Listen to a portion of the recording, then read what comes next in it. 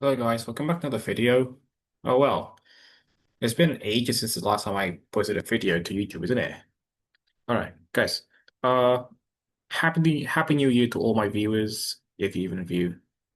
So today I'm going to solve a problem from the MIT Integration B. This is a 2023 qualifiers, number 19. But before that, I would like to give an update about my life. So if you notice in my title, you see that it no longer has consultant explains maths. That's because I'm no longer a consultant. I currently work as a tutor now at a tutoring company. I kind of want to teach. So before hitting the big leagues, I'm going to try out my trade on in tutoring first. I've actually been tutoring for 5 months, I think. Yeah, 5 months, or maybe a little bit over that. Um, I'm a freelance tutor kind of thing. Even though I'm affiliated with the company, the way I work is still kind of like a freelance kind of person. You know, uh, you don't have stable hours like you do in normal corporate jobs. But I enjoy it. It's a bit like school, like my hours are kind of like school students' hours, just shifted. So like I work after the students finish their school. Yeah, that's basically it.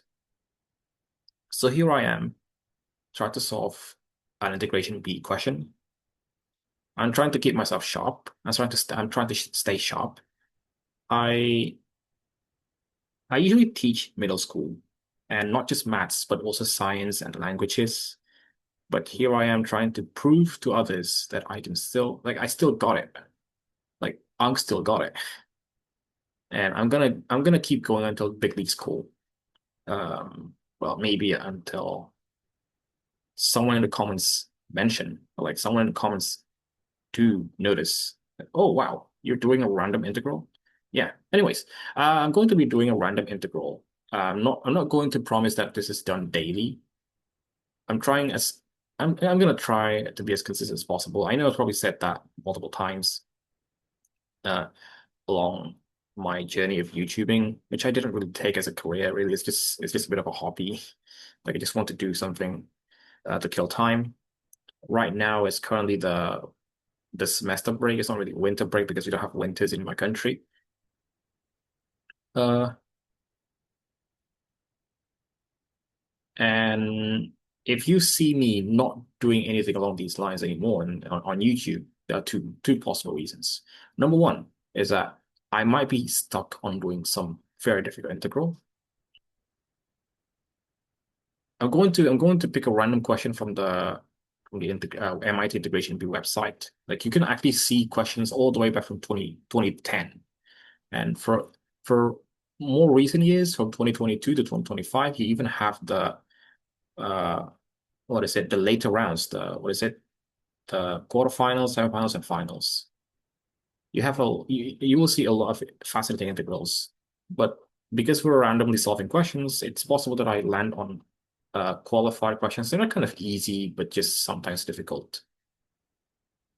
Anyways, I'm kind of convinced that some of my teachers back in my school and university days probably picked like difficult integ probably the most difficult integrals that I solved are probably from like the qualifier sections. And I haven't really I haven't really took a look at the late round questions, which are probably more difficult.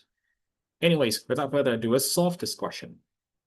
So we have the integral of log of x over pi divided by log of x to the power of log of pi times e.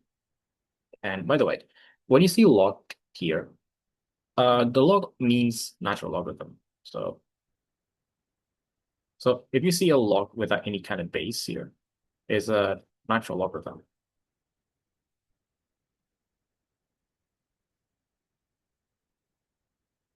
Or log base e. If it was any other base, it would have like it would have a base below the log, let's say log base 2 log base 10, etc. Okay, so that's a bit of a clear up. So if you want to give a go at this question, you can pause the video now. All right, you ready? Okay, so I'm going to show you how to solve this question. So we have this integral. What can we do? First of all, we can try simplifying this as much as possible to see what happens. Okay, so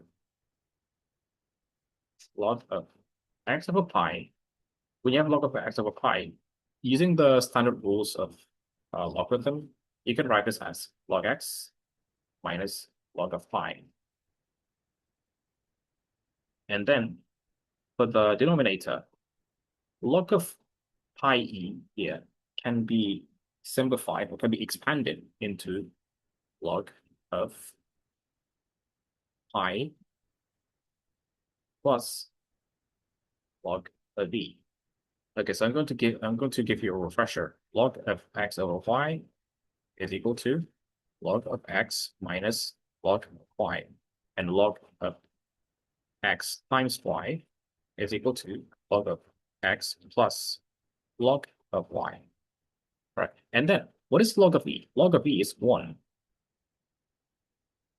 While log pi is just log pi. So let's write all this again. Yeah, log of x to the power of log of pi plus 1. Yes. Next, you see log of pi plus 1. Uh, it might seem a bit weird, but it's really just indices or exponents. So if you have this, you can simplify this by making the numerator is the same, log of x minus log of pi, divided by log of x times log of x to the power of log of pi dx. Yeah, you can see if you have this is just log x to the power of 1. This is log x to the power of log pi. You can separate them basically. There's this basic exponential rules. Right. So what can we do here? Well, you can try certain things. Let's say you can perhaps try log like maybe you can use U substitution or uh integration by parts or whatever, but you will realize that it's quite hard to find something or anything really that you can use as a substitution. Like let's say if you have log of x equal u, for instance, this is a standard substitution, standard u substitution. Then you would have 1 over x dx equals du. And you'll see you don't really have any d1 over x here. Okay. So what do we have to do? So actually, you will use a little bit of this later on, but obviously, this kind of question won't just give in to that. So what do we have to do? We will have to perform certain simplifications again. And at first, it might not seem very intuitive, but you will see why. Okay, so you have this log x and log x. I know log x in the numerator is just a standalone term. It's not multiple for anything. And then there's a log x in the denominator. What can you do here? Well, what if we try to divide both numerator and denominator by log of x? So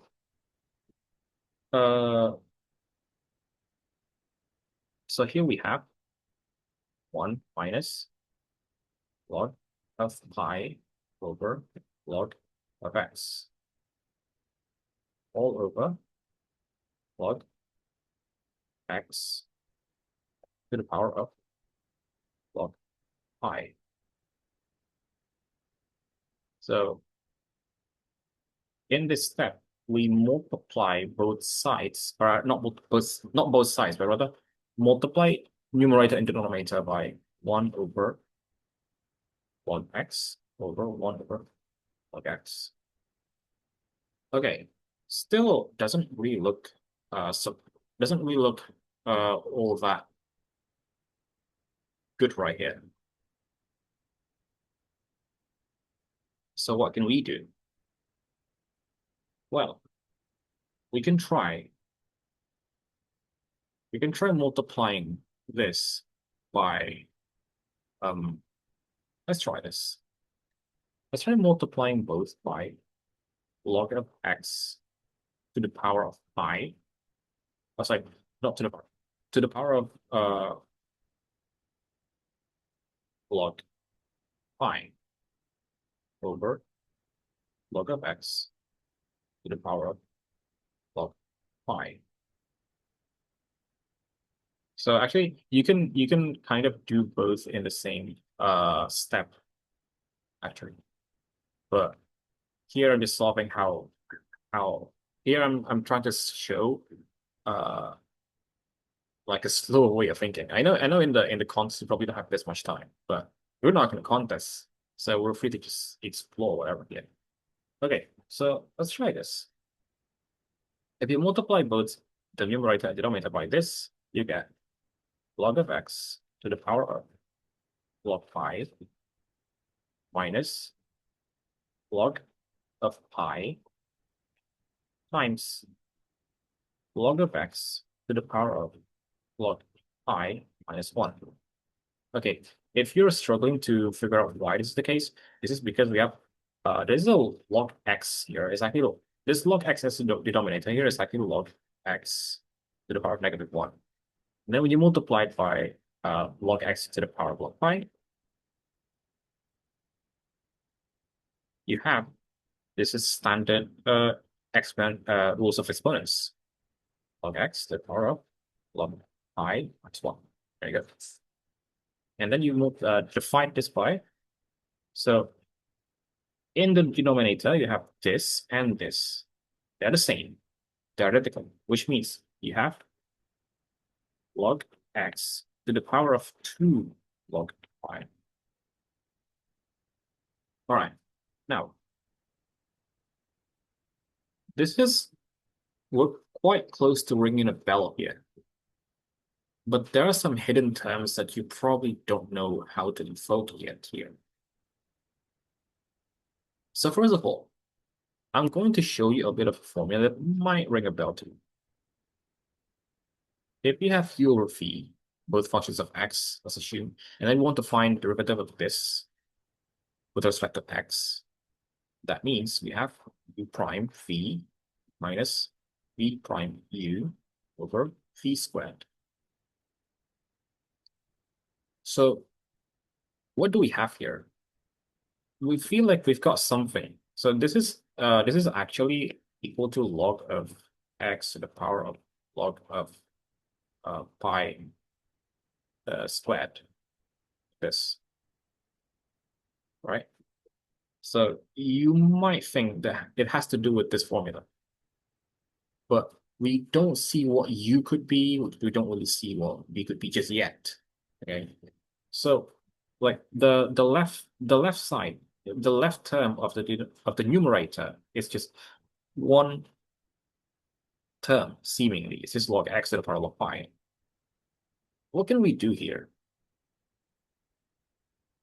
Well, I'm going to make some manipulations to the numerator so that it invokes the form that we have to use here, the quotient rule. By the way, if you don't remember, this is called the quotient rule. Observe this. So I'm going to put a 1 here. It's like this is 1 times log of x to the power log of pi.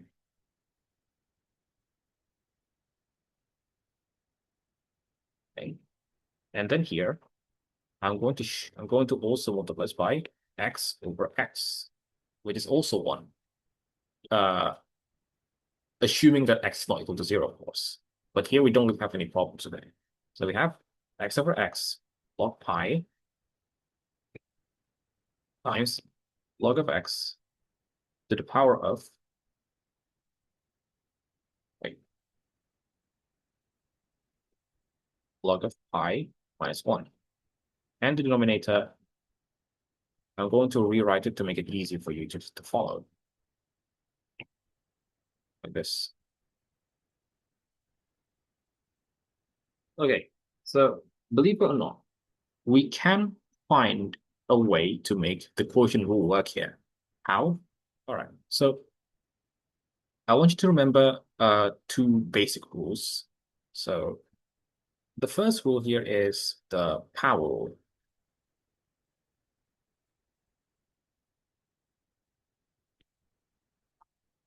So it states that to find the derivative of x to the power of n, it is equal to n times x to the power of n minus 1.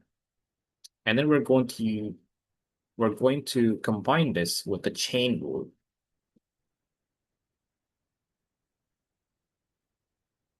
The chain rule states if you want to find the derivative of a combination of functions like this, let's say f of g of x like this, then the chain rule states that the derivative is g prime x times f prime of g of x. So in this case, we're going to use a combination of power and chain rule to show that we can actually use the quotient rule. So you probably now sense that, oh, v must be log x to the power of log pi, right? And that will be correct. But what does v mean here? Yeah. So you have this as v, yeah, and then you need to show that there's a v prime up above. So let's try to find the derivative of log x to the power of log pi. So like what is d dx of log x to the power of log pi? It might seem frightening here. We've got log x to the power of log pi, but here I'm going to show that this is actually a combination of functions. So I'm going to pick f of x equal to x to the power of log pi, and g of x is log of x. Now, you should verify that f of g of x is indeed log x to the power of log pi. So that means we can use the chain rule.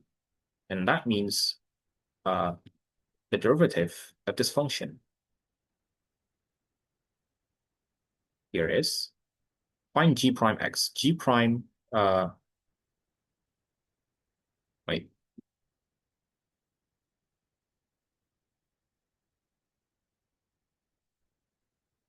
So g prime here is 1 over x and f prime here. So you might be wondering, oh, there's a power that isn't an integer, and we don't even know if it's fractional. But it doesn't matter because the power works for any power of x, whether it is whether the power of x, the n here is an integer, rational number, even irrational numbers like log of pi. We kind of have to prove that log of pi is actually irrational, but let's just assume it is irrational. It doesn't really matter though. You just have to multiply log of pi. Like the log of pi would be, you put log of pi in front, and a bit of space. You put log of pi in front, log of pi times log of x, and then you decrease the power by 1. Again, it doesn't matter if it's a rational, irrational, real, what was it, integer, it doesn't really matter. The same formula works. So that means you plug in the formula for the chain rule with the derivatives. So it's going to be 1 over x, g prime of x 1 over x, and then f prime of g of x. So you have, oh, sorry. Wait, sorry. I overstepped myself here. That's actually supposed to be f of prime of g of x. f prime of g of x. Sorry. So just for f of x, it's going to be log of pi times x to the power of log of pi minus 1, like that. And then since you need f prime gx, you substitute x with log of x. So it's going to be log of pi times log of x to the power of log pi minus 1. And now, did you notice that this term appears in the numerator, in the second term? Yes, here. And it leaves us with x. And notice that 1 here is actually x prime, like take the derivative of x. So if we further simplify this, we get integral of the derivative of x times log of x to the power of log pi minus x times log of x to the power of log of pi prime all over log of x log of pi squared.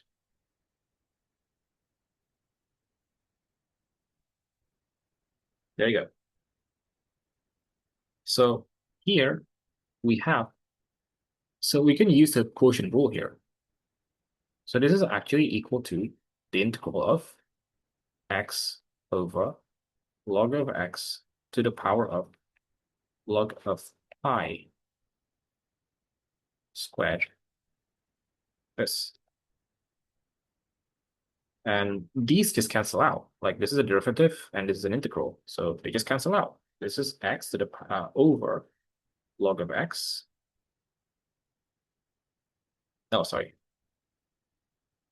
There's no 2. There's no 2. The 2 is from the formula here. So log of x to the power of log of pi was c. Okay, so by the way, in the integration b itself, you don't really need to use you don't really need to write a plus c because you would all forget. Like imagine just solving all of this only to forget plus c. That would be embarrassing. So I decided, well, who cares about a plus c? It's not relevant. But there it is. There you go. So that's the answer to this question. Did you get it correctly? Let me know. Okay, I think that's all for today, and see you in the next video.